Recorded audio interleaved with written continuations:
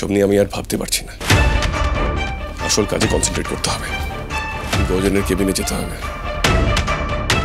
শোনো, কালকে রাত্রে যে ভর্তি হয়েছিল গজেন সামন্ত বলে না, তার কেবিনটা কত নম্বর? 214-তে স্যার।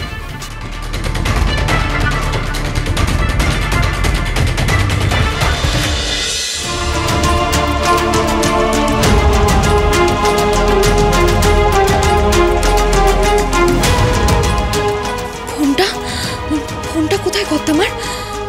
ফোনটা কি উনি নিয়ে যাননি? কে জানে, চাই দেখি তো, একটু খুঁজে দেখি।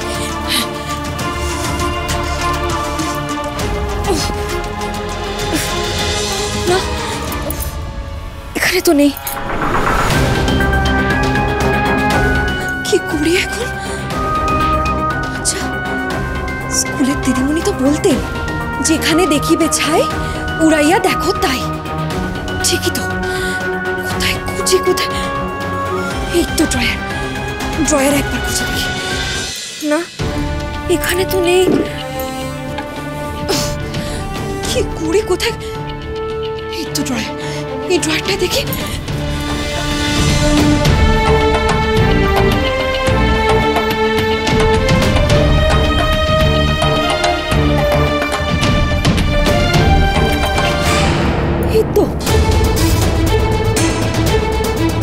এই তো কর্তামায়ের ফোন পেয়ে গেছি। দেখি তো।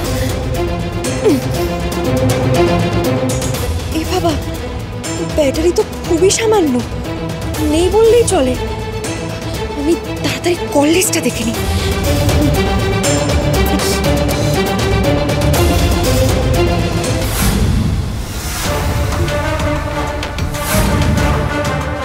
আচ্ছা, সব খালি।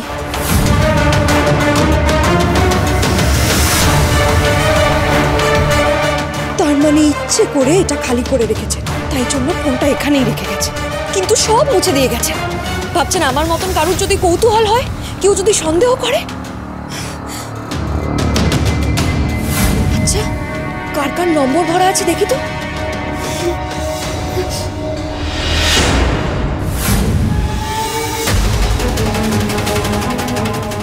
বাবা, কারোর নম্বরই তো নেই, সবই তো মুছে দিয়েছে। তার মানে মেসেজও।